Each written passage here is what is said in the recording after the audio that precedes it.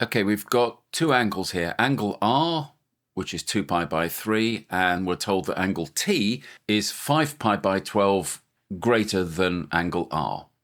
Okay, so we can say that T is equal to R plus this 5 pi by 12. And we can now substitute R is 2 pi by 3, so T in total is 2 pi by 3 plus 5 pi by 12. Well, we're going to have to add these two guys up. So we need to put them on a common denominator. And that common denominator will be 12.